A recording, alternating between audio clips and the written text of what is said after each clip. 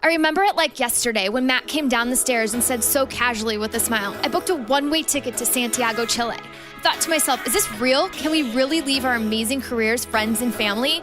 Fast forward 10 months later, after all the hard conversations, endless checklists, and heartfelt goodbyes, we were heading to the airport with one backpack each, about to set out for a multi-year adventure around the world. Filled with excitement, we had no idea what to expect, but we knew it would be a fun ride. Join us as we share what we are learning on our journey of a lifetime. This is Passport Joy Travel Talk with Nikki and Matt Javits.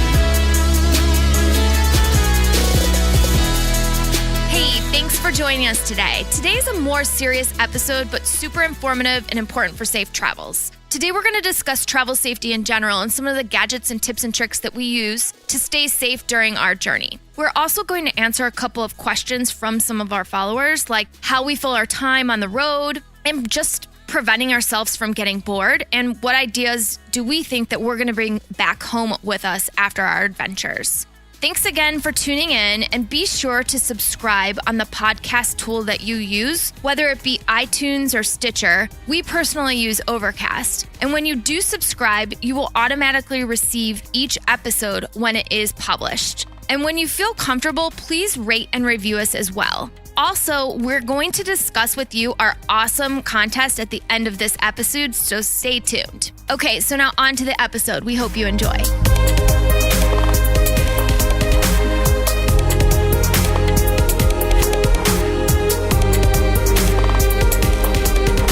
Okay, let's talk about safety, security. It's the thing that comes up probably the most often when we're talking to friends and family back home. Is it safe to go there? How secure is it?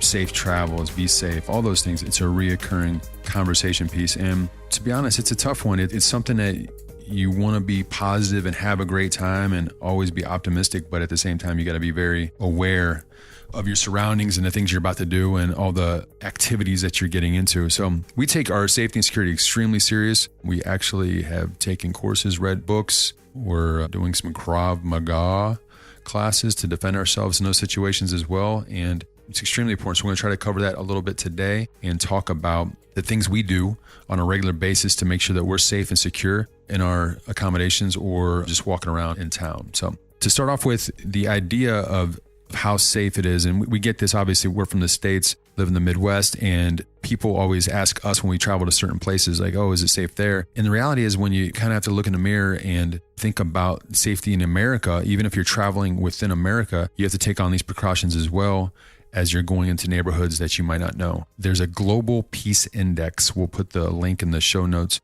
but it ranks 163 countries from around the world, and the United States falls 114 on that list. Let that sink in a little bit. 114th out of 163. So the places that we travel to, there's a better than 50% chance it's going to be safer than the US when we get there. And it's not a knock on America, but it's just the idea that you have to be sensible when you're having these conversations to travelers and whatnot, that your neighborhood that you might live in might not be as safe as where the places we're going.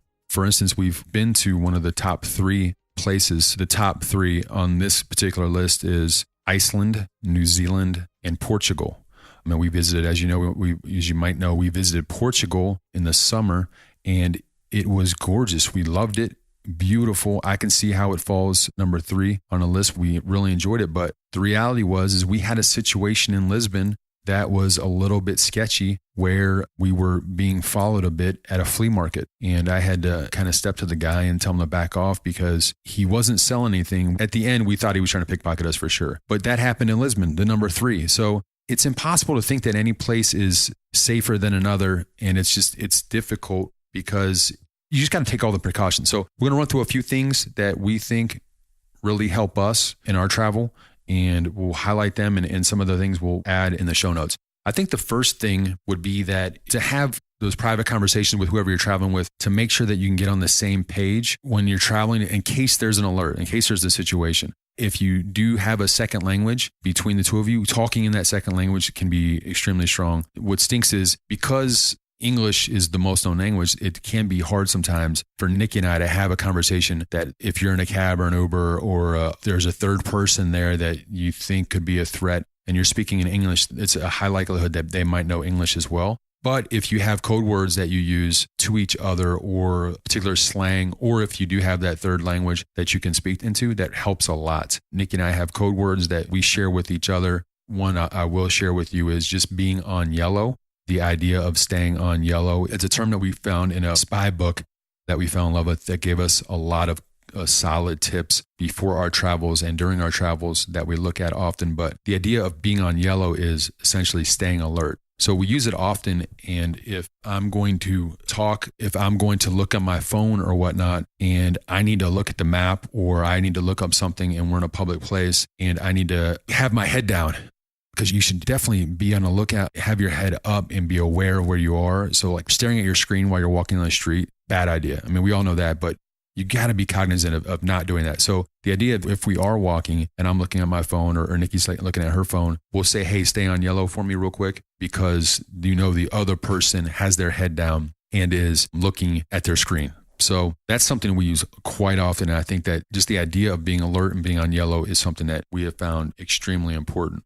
The other thing that when it comes to like personal safety, the things that we carry often is we have a high-powered flashlight. I got it on Amazon. It's essentially, it's almost like a police flashlight. It's awesome. But you put it in somebody's face and they cannot see you from a short distance, probably 7 to 10 feet. Beyond 10 feet, they can begin to pick up a little bit. But within that close range, they can't see you at all. All they can see is the light. It's helped a couple of times with humans, but it's been a big help with dogs. When dogs see that light, they just freeze. So we've used that a couple of times with dogs. And it's small too, about the size of my fist, maybe a little bit bigger than that. So I can carry it pretty easy. The other thing, we do carry tactical pens. I'm a huge fan of tactical pens. Now you'll have to make your own decision on this. Again, we read that in the spy book. I never knew what a tactical pen was before. But it's essentially, almost like I think it's made out of aluminum. I believe it's aluminum. It's extremely hard, but you can break glass with it if you had to. Hopefully you never need to, but it's like one of those dire needs where maybe you're in a car locked in, you got to break the glass. But you can break glass with it. It's used as a pen. You can actually write with it, and I have used it to write with. But it's hard covered, maybe steel. I'm not describing it right, but it's an extremely thick, strong pen that you can use, and it has a pointed edge on one of them. And on one of the ends. So you can use it as a defense mechanism. That's what it's for, really, is if you get attacked. Because when you're flying and traveling, you can't carry a knife and you can't take a knife through customs or TSA with a carry-on. So the tactical pen gets through. We've been stopped a couple of times on TSAs, and I just tell them it's a gift that I received and it's a pen, and they let you through. So when we do carry the tactical pens, and I wear mine probably 98% of the time when we go out. And extremely, if anything else, it makes me feel a little bit more secure. And I put it in my palm of my hand and actually hold it if we're walking down a particular street that I think could be sketchy, just to be prepared for anything. And I'm going to let Nikki talk about cab safety and Uber safety because she's got a good point on that. Yeah, so some tips on cab safety. Matt and I will kind of sit purposefully when we get inside of a cab. So Matt will always sit, if possible, he'll sit in the front alongside the driver and just make conversation with the driver. A lot of times I think we take out just the fact that these people who are driving us around are persons that have lives outside of what they're doing. And I think if you just have a conversation with these people and ask them how their day is and have that conversation and, make it known that you're in this cab ride with them and, where are you from? Just make it a little bit more personal. You can kind of gauge the sense of what this person's personality is, or if they are a nice person in fact, and, things like that. So, not just getting in a cab, hopping in the back seat, ignoring the person that's driving you, telling them, here's my destination and just calling it that, and then having a conversation with the person that you're in the car with. So we like to just be nice to the person that we're in the car with and just say, hey, this is who we are, this is where we're from, and have a conversation. I just feel a little bit more safe doing that as opposed to getting in a car and ignoring someone. And then also I feel like it's a little bit more strategic when I'm in the back seat of a car and I can gauge what's going on with the driver. And then Matt is also in the front seat with the driver, and he's actively having a conversation with the driver. So, if something were to happen or we were to feel unsafe, he's in the front and I'm in the back. So we do that. And then another thing as far as walking at night is just like having common sense rules. So like being alert and organized, staying in main tourist areas, not taking alleyways and, unlit areas. If you are wearing valuable things such as jewelry, just watching that or maybe not flashing it or calling attention to that. Full disclosure, we don't wear jewelry on our travels, so that's not really an issue for us. But if you were to go on a vacation or something, and if you were wearing a nice watch or your wedding ring, then, making sure you're not, having that out for all to see, maybe putting your hand in your pocket or covering up your watch with your shirt sleeve. And then like a big point for us is if you've gone out with friends or, as a couple and you've had a couple drinks, don't walk home, just get an Uber or get a taxi. It's just better safe than sorry. So, you don't want someone that's outside of a bar taking advantage of you if you've had a couple drinks in you, because you're not going to be as alert. So we definitely do that and adhere to that rule. And then another thing is just we always go with our gut. I mean, you can always take suggestions and ideas from people, which is great. I mean, there's locals everywhere who are going to tell you, avoid this place or don't go in this area or stay away from this. And, we definitely take that into consideration when we're traveling. But just take in all the information from the people and from nature around you.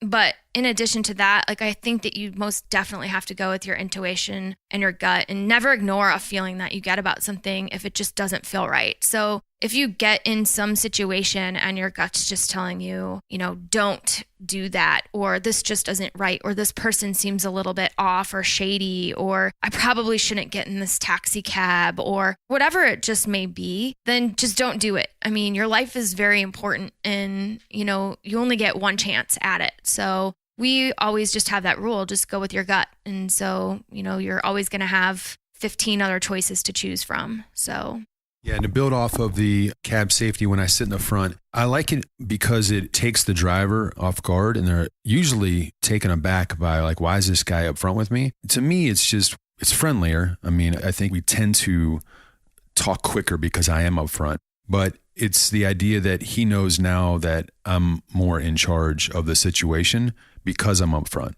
And I think that really has helped us. And the walking at night or just walking around neighborhoods that you might not know in general, we always try to understand where we're going by using Google Maps or one of the other map devices to know exactly turn right here, turn left here, turn left there type of directions and understanding the street names. So you're not just wandering, because that's one of the first signs that if people know that you don't know where you're going and you're wandering around or have to stop and look at your phone, then you're a target right off the bat. So understanding where you are, I always try to get a grasp of the towns as soon as we get there to know how the kind of the grid of the town is and also know kind of safety points. So if we do get lost, we'll know that we should probably go back to this lit area around these restaurants and not go down these side alleys, even though it might be a quicker way to get home. So those are some good things to be aware of and to think about as you travel.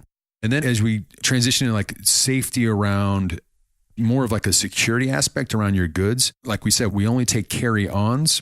We rarely have to check luggage. We've had a couple of situations where we've checked luggage, but as far as security with our bags, we love putting on luggage locks on damn near everything that can put your hand into. So we're always, as we're walking through airports, you want to make sure your stuff's locked up because people can slip things into your luggage that you don't want slipped in there. And next thing you know, I mean, there's been instances of this around the world where people, whether it's true or false, they say, wow, this wasn't my XYZ drug and now I'm getting busted for it. And they say somebody slipped it in there. So if you have your entire bag locked up where nobody can get into it, then you can't get anything slipped in, let alone somebody steal something from you. So take that into consideration. And then RFID cards. We were surprised. We met several travelers on our trip that did not know about the RFID cards. It essentially protects your credit cards. So they look like cardboard, but I'm assuming they have some sort of protection in them, but they're like a cardboard covering for your credit cards. And now if you have global entry, some passports have chips in them. So you got to protect these things because people are stealing this data and then selling it online. So you want to put the little RFID cards around your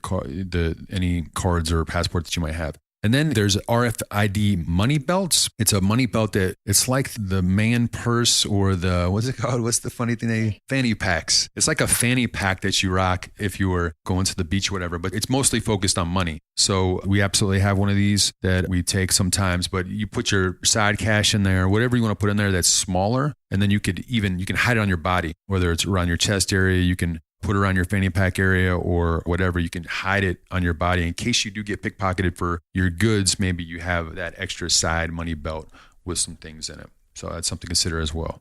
And those are the main things. And then as you go into the room safety, the things that protect us when we're actually in our room. So now we've chosen an Airbnb, a hostel, or a hotel, and you just never know how safe those are. The main things that we use in our rooms for safety is first our blink monitoring. We love this thing. We've talked about it often, but for us, and we know that there's several others out there, but the blink has been a really good one for us where we use it. They're small portable cameras that are not plugged in. They're battery operated that you can place anywhere within a room or rooms. In our case, we have 3 at home that allow us to monitor our home while we're traveling from our phone.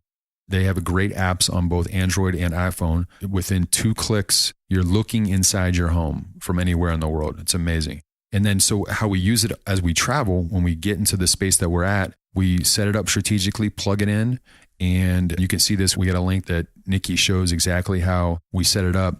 As you plug it in, set up the camera, connects it with your phone, and then you can have it point to anywhere you want in your phone. So you know if and when somebody enters your room. And we had one situation in particular before we did this with the blink where we were in Dallas, Texas. We were at a high-end boutique. We were there for a wedding weekend and somebody stole my Bose headphones. And I knew that somebody stole them. There was no doubt about it. I'm neat enough, a military background, everything's in order all the time, that if the room is not the way it is, I know that something's missing. So I knew that my headphones were gone. But even though we tore apart the room, we tried to find them, they were not there. And so we went down front and I said, somebody came in our room. I know somebody did. And they took my headphones. And sure enough, over the next probably like 4 to 6 hours, they checked their videotape and it was one of their house staff. And again, this place was like $200 a night. It wasn't like we were at some cheap motel chain. This was a high-end boutique place where one of their staff members was a cleaning crew member or whatnot. And he or she went in and stole my Bose headphones. So from that time, we did not have the blink then, but from that time, I was like, we got to get an eye on our room when we leave. And it wasn't about seeing if somebody's going to walk in because if this person would have walked in and they would have saw the light come on and knew that they were going to be on camera, they probably wouldn't have taken them, but it would have made it harder. I would have probably not accused if I would have saw that and not have seen anybody walk in the room. I would have just said, man, maybe I did lose them. But I accused because in those situations, it'd be better if I didn't have to accuse without the data. And so it just helps you feel confident that you know what's going on in your room. So we're big fans of the blink. So check the link out for that. But essentially it gives you a chance to monitor the room and it's motion detected. So when everybody steps in, and we've had people that had to go in our room to fix something. So at that point, they know they're on camera, and cleaning crew members, whatnot. It's just really positive to make sure nobody touches your stuff. And then the door stops. We've got these little, one's a rubber door stop and one has an alarm on it, but you just wedge it. They're little wedges that you put in front of your door. So if somebody attempts to open the door, the wedge stops it. Now, of course, if somebody really wants to get in, they're going to get in, right? But at least the wedge would stop anybody from like really breaking in without you knowing it. You would know right away and then begin to be able to protect yourself. And then the alarm sets off an alarm. My brother actually got me this before we left. It sets off an alarm that is really loud that'll wake up anybody if the door is open. Another good thing, another strategy why this is important is if you're a solo female, hate to say female, but if you're a solo female traveler and you're in an Airbnb or a hostel or whatnot, and it's a restroom situation, maybe you're taking a shower, you don't want anybody coming in the bathroom, you can throw one of these wedges underneath the bottom bathroom if it's not a lockable door, or even if it is a lockable door, if that makes sense. So you're in somebody else's shower and you're not so sure if it's maybe a creepy environment, you throw a wedge underneath the door and then they can't come in. So that's another good use for it. That's about it. It's the high level. Again, we don't mind giving these tips about security and safety because it's just part of travel. I mean, just like at home, you got alarm systems or whatever you have to keep your house at home safe, you got to make sure you're secure on the road as well. And that's what we attempt to do. So we don't want to list all these things out like, holy crap, they're scared to travel. We're absolutely not scared to travel. We are in the opinion that the world continues to get safer and safer with technology. But the reality is you just got to be aware of your surroundings, and you got to constantly be improving from a knowledge standpoint to know both your area and know how to take precautions when things happen. So that's all we're trying to share here. Traveling's fun and it's a blast. You just got to make sure that you're doing all you can to stay safe while you can. Thanks. Choosing a phone plan before we left was a big deal. We knew that we wanted to be able to talk to people, talk to our family and friends back home as we traveled the world. And so a lot of research went into making sure that we got the right plan for us.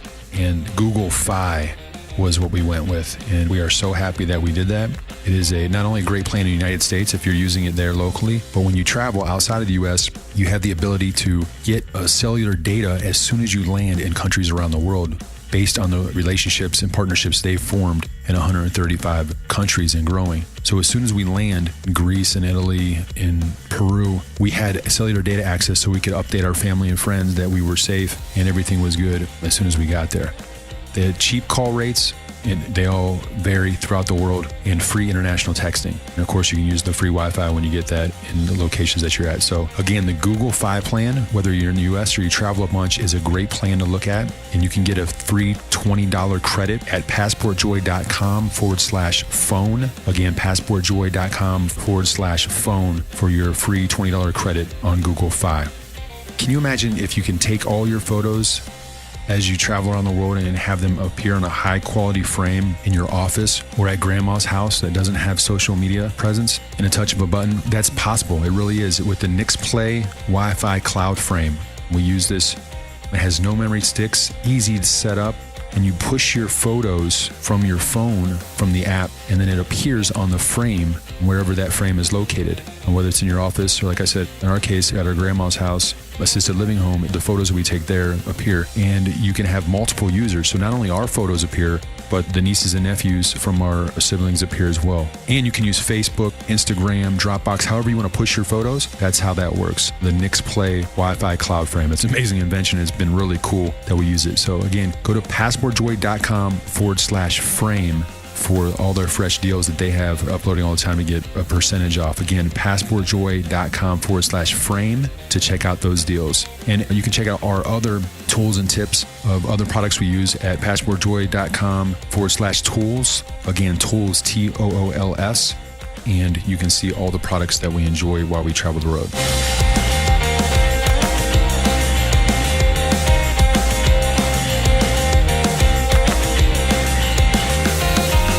Questions and answers, Q&A. Here we go. Again, write in matt@passportjoy.com or hit us on the socials and we will answer your questions. First one today comes from Rick from Milwaukee.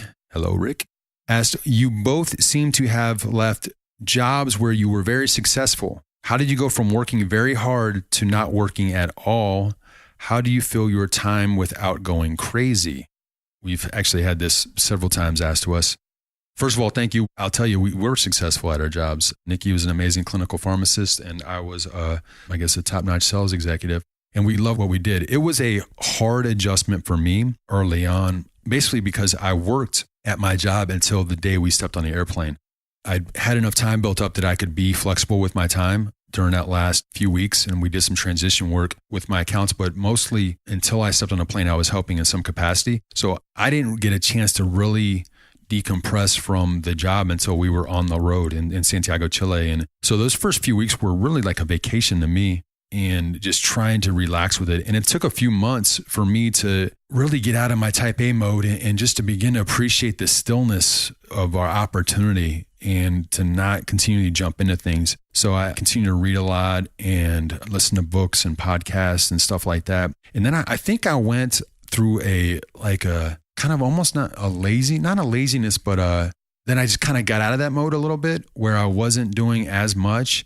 And we were probably having a ton of fun on the road. And it might have been, I'm thinking maybe like in Italy, and then we saw our family and stuff like that. But I think that I went through a period where then I was active, but not doing as much of the reading and not much of the stillness. And then I finally started to hit my groove and working on side projects a bunch. And then I got back in that kind of that flow of accomplishment, but enjoying the hell out of it as well, because I've always been one that, even in my career, I've always had side projects and cool stuff that I was working on the side, whether it was mini startups or whatever, trying to do things. So I always had a lot of time focused on a lot of different things. And this just gives me a chance to work on all that cool stuff that I want to. Not that I didn't enjoy the career part, but it just allows me to focus on a lot of the, I guess, passion work that you'll say. So it's been really cool. And we always stay active regardless. So this is just a chance to choose what I'm focusing on rather than to have to put in those 40 to whatever 60-hour weeks I used to do. For me, initially, I felt very guilty. I felt lazy. I had a job where I had very specific tasks that were assigned to me every day, and they had to get done. There was just no question about it. I mean, people were depending on me. Patients were depending on me. And if I didn't do it, like, people were not going to be taken care of. So that's just the nature of what I did. And I also had a job where I had to be there at a specific time and I couldn't leave before a specific time. So I think when we started this journey, my brain was just a little confused because I had no set schedule. So at first, my mind just didn't really know what to do. It was like no one was really holding me accountable for anything. And coming from a very regimented thing where I had to show up and be on time and do very specific tasks to not having to do that at all, I really didn't know what to do with myself. But after a while, you start to, every day you find things to do and you create your own to-do list. And I find that now so liberating. It's very freeing just to have the freedom to do that for yourself. And Matt will disagree with me when I say this, but to the question that was posed, like leaving your job, and do you find that hard now not working at all? I feel like I do work. I guess it's what is your definition of work? So right now, I currently feel like I'm working on projects. So I define that as work. I currently, blog and I write for passportjoy.com and I contribute to our podcast. And so not that I find that, I guess, unjoyous. I find great joy in that. But I feel like every day I'm doing something for those two things. And I'm constantly evolving as a person. And I find great joy in that. But to that point, I am working. So it's just a different type of work. It's just not the same type of work that I'd been used to doing for the past decade. There's no checking in. There's no specific task list. I make my own task list now, and I go about my way the way I want to do it. So yeah, and I think that it's a good point. I think work it's just a crazy word, like how you define it, because some people, you can find people and executives in companies that work 90-hour weeks, but to them it's their passion, so they don't define it as work. So it depends on how you look at that word and what that means to you, because we're getting to do stuff that we love now, and it's different. So hopefully that answered your question, Rick. The next question is from Alan from Austin, asked, are there ideas that you will bring home with you? Things that other countries are doing a lot better than the United States? I'll start with Nikki. For me, I think a big passion of mine is just world hunger in general. A big, huge contributor to that is food wasting around the world. Food waste in the United States also is very alarming. So when we were in Italy, I was talking to some people and I had noticed that at some grocery and some supermarkets that they can donate food even if it's past its sell-by date. So it allows for local farmers to transfer their produce to charities at no cost if that food has not been sold. And I think this is great because it just opens the doors for companies to donate food that's either been mislabeled, and as long as it doesn't pose a safety risk to people that are then going to consume the food.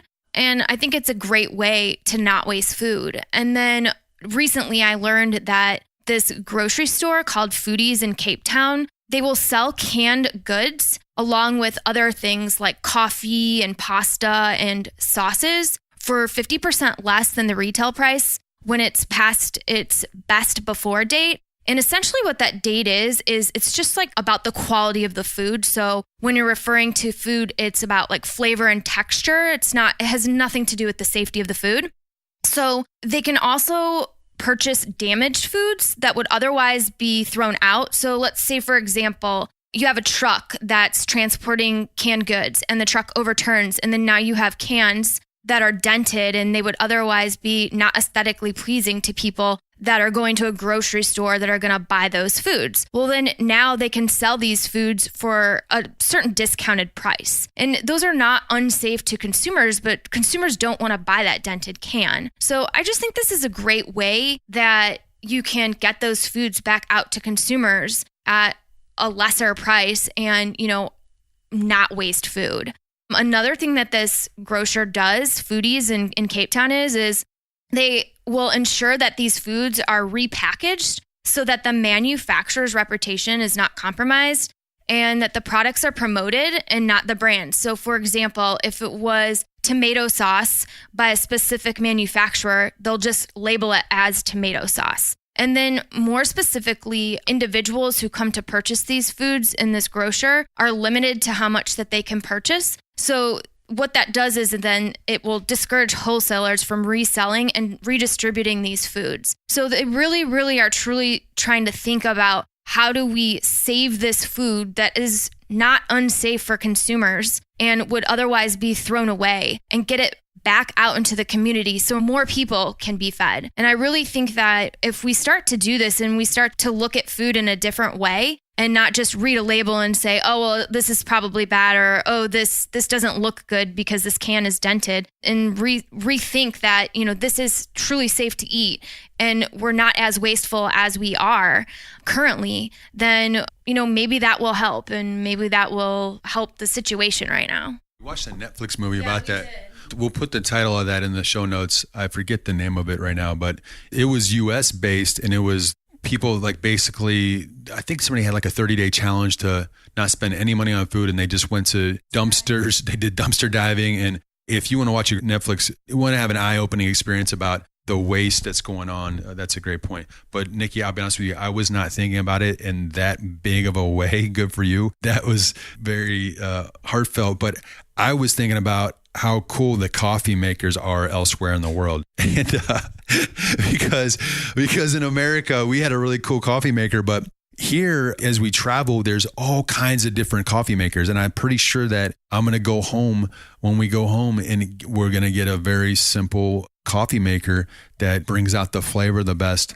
Because like French presses, or the kind that's in the little teapot kind that are in South America. There's all kinds of different coffee makers around the world, and that kind of tripped me up. And now I drink tea a lot more. I never really drank tea in the States, and I drink tea more often. And other things I would probably bring home with me is my love for scooters. Seeing in Southeast Asia, the scooters and just that scooter lifestyle and getting in and out of traffic.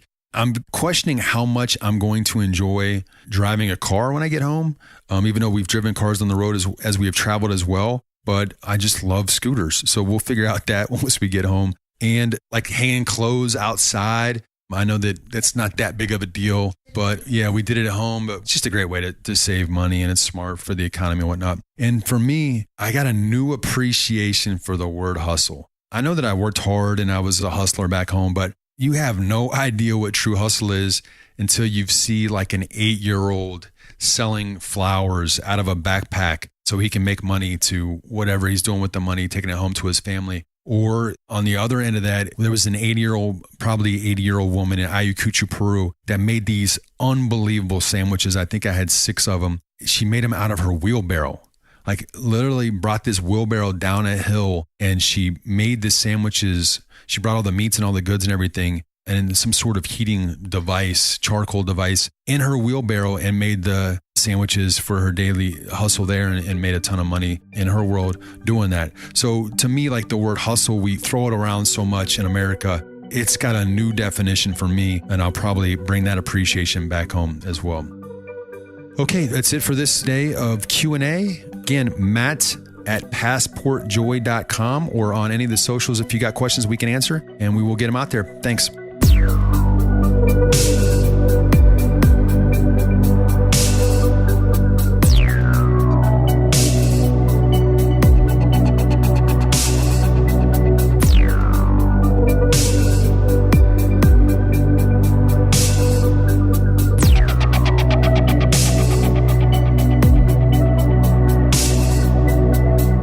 shame on that. Again, shame on that is when somebody's doing something wrong or a situation that just doesn't seem right. Today, we're going to talk about Galapagos Islands. Gorgeous islands, about a 2-hour flight off the coast of Ecuador. It's part of Ecuador, way out in the middle of the ocean. Was definitely a bucket list for us when we were in South America. We had a chance to go there because it's super cheap. Nikki wrote a great post on Galapagos on a Budget that if you're down in that area, it can be cheap if you do it right. So we were doing day trips. We didn't do the long cruises because you can save money by doing day trips. And these day trips, they take you out. Sometimes you start at like 8 a.m. or like 10 a.m. and they take you out for like 6 to 8 hours on the water, and you get to see different things because there's so much wildlife to be seen down there. Crazy sharks, I swam with saw hammerheads, huge stingrays, all kinds of different fish, and also iguanas and whatnot that's on the islands. But this particular day, we had a day trip planned to go snorkeling in my case. And you can go snorkeling or scuba diving on some of these trips. It's very much a mixed crowd. There's usually about 8 to 12 people that are on the boat from all over the world that are doing these things, and everybody has a different skill level. Nikki does not get in the water, but I do, but I'm very amateur swimmer. I have since taken some lessons. I'm trying to improve in that way, but I'm still very much amateur, and I'm not super comfortable in the water. But at the same time, I'm not too confident to throw a life vest on. So I'll put a life vest on and I get in the water as well. But at times that can slow things down for me as far as sticking with the crowd of the swimmers, because typically it's about a cruise of 6 to 7 people together with a guide that they take you through the water, and then as you're snorkeling, they'll point down and tell you, hey, there's a shark, hey, there's a stingray, and they have different signs for each. So I'll let Nikki tell the story from here. So their snorkeling excursion starts out by the guide telling everybody to get off the boat. And so you have, your scuba divers, getting off backwards with all their gear on, and they go first and they go with their little guide and then they go under. And then you have your snorkelers that are getting off the boat as well. And the first guy gets off the boat and the engine is still on, and the waves are crashing and the tide is like really high, and it's just a very windy day. And the first guy that gets off the boat, he jumps off and he goes directly, gets sucked into the side of the boat and back like almost to the engine. And people are gasping on the boat saying like, what's going on? And we're trying to tell the guy like, hey, this guy just almost got sucked into the back of the engine. But he's just like, everybody get off the boat, get off the boat. And people are getting very frustrated, and there's still people still jumping off. And Matt's like, I'm not jumping off this boat yet. This is crazy. And he's like, come on, guys, get off the boat. We're going to go snorkeling. So just a little chaotic. So eventually everybody gets off the boat and they cut the engine. The first 3 people, I feel really unfortunate for them because they literally almost had their arms and legs hacked off, but they didn't. And so they get out in the water and, they start doing their thing, and it's really choppy, and I'm just laying out. I'm the only person laying out, but I get to see all this. And so from my vantage point, I'm just like, wow, this is a really rough day. I can't believe that they're still out there. And slowly, like one by one, some people start trickling back in, and this lady gets on the boat and she seems like very upset about something. And I'm like, is everything okay? And she's like, no, this is total bull crap. And I'm like, okay, like what's going on? And she's like, I've been doing this for 20 plus years. I'm the most advanced diver and snorkeler there is on this boat, and this is completely unsafe. And I'm like, okay, well, all right, are you guys coming back in? And she's like, yeah, we should have all been back in 5 minutes before we even got off this boat. And I was like, oh, because of the people jumping off and almost getting their legs chopped off. She's like, that's another story. Like, okay, whatever, I'm like not really knowing what she's talking about at this point. She's just like throwing her snorkel gear off and taking off her fins and taking off her scuba gear and all this kind of stuff. And I'm just like, all right, whatever. So she like kind of calms down and she's telling me that it's too dangerous to even be out snorkeling, and that like the current is so strong that people are being like thrashed up against the rocks along the side, and that everyone's coming back in, and that she's just such a good swimmer that she just managed to come back first.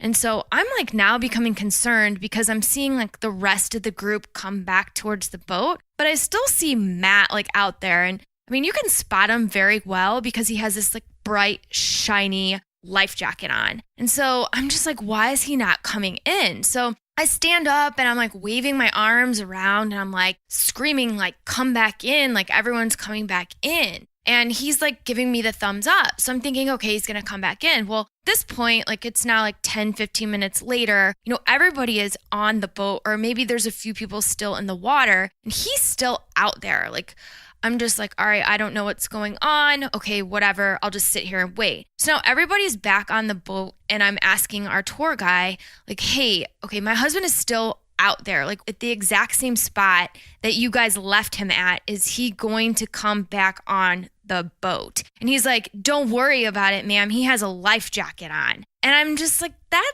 doesn't seem appropriate, but okay. Like, I mean, we can always just go and get him. I mean, the boat has an engine, like we can go drive and get him. Yeah. So what had happened was when I was in the water, and I learned most of this later, but I was attempting to see sharks or the fish, whatever we were trying to see, because we were around this big rock. It's basically like a mini mountain or hill that's in the middle of the ocean. And as we were trying to see this, the waves were so heavy that day that, first of all, you couldn't see any fish. And the guide should have known that going in, that it's going to be too wavy, too close to the edge, that you're not going to be able to see any fish anyway. But because I had the life jacket on, it was slowing me down big time. I could not keep up with the pace of the other snorkelers. So I was getting left behind. But at the same time, you don't realize you're getting left behind because you're looking into the sea. You're looking down into the water. And then so every time I would look up, they would be a little bit further away. So I would try to swim, put my head down, look for fish. And at one point I look up and they're essentially nowhere around. And there was a point where I was just like, okay, this is over. I can't keep up, because I was spending all my energy trying to get to where they were. And they were so far away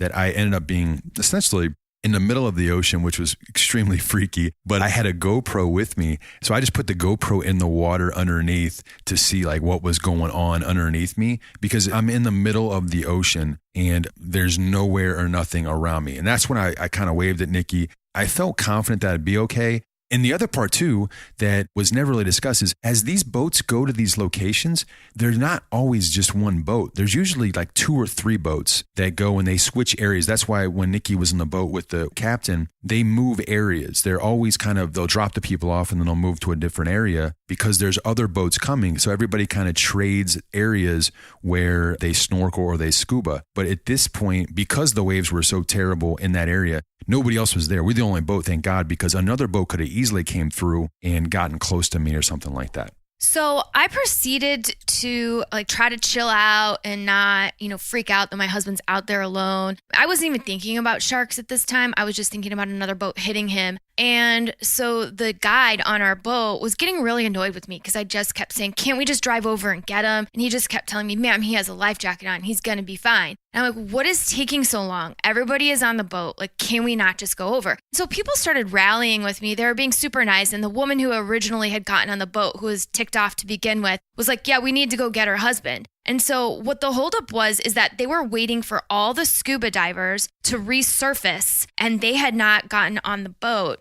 And then we had to wait once they got on the boat to take all of their gear off, decompress, and then, get ready. So literally 20 minutes had passed by, and we have Matt just wait out in the middle of the ocean. And so to make a super long story short, we ended up waiting 20 minutes, go and, at a snail's pace. And as he tried to swim towards us, we ended up getting him. And needless to say, by the time we reached him in the ocean, he wasn't too happy when he got back on the boat. Some explicatives were definitely exchanged between him and the tour guide. But that was definitely a shame on that, because being told that your husband has a life jacket on is just definitely not enough, especially when there's other things that could, fish, sharks, and other boats that could hurt him out there. So I think they need some training out there.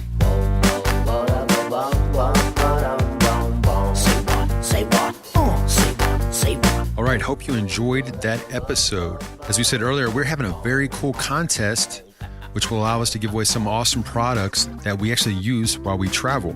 We're still deciding how do we package the gifts for the contest, but they'll all definitely be given out. Today's prize comes from the awesome team at Eagle Creek. You can find them at eaglecreek.com. It's a great travel product company, backpacks and other things. And you hear about us talk about this often. They're folded bags, basically organizers for your clothes and other products that help you squish down your clothes to fit in your bag better, keep them organized, keep them so they are ready to use as soon as you get there. So our shirts aren't super wrinkly when we arrive somewhere. They're all nice and folded and great. And they also donated a cat nap rest set, which makes it so easy to fall asleep when you're on the road, whether it's a noise or a light, the unpredictable things that might occur when you're traveling to different parts of the world, both of those products. Again, look at all their amazing products at eaglecreek.com. Again, eaglecreek.com. There's so many different things out there that you'll find that you'll want to build into your travel kit and take with you when you travel. And there'll be other prizes that we'll be discussing in future episodes, so please be sure to listen to those as well. Again, be sure to subscribe on the podcast tool that you use, iTunes, Stitcher. We use Overcast. And when you subscribe, you automatically get each episode. It goes directly to your device, so you don't have to go every time when we have a new episode. And then rate and review. This is how you enter the contest, by reviewing our podcast on one of those applications. So review our podcast and you'll be entered to the drawing. And then after episode 10, we have a chance for the reviews out there. We will draw the names of those that are the winners. Okay. So thanks for listening again, and safe travels.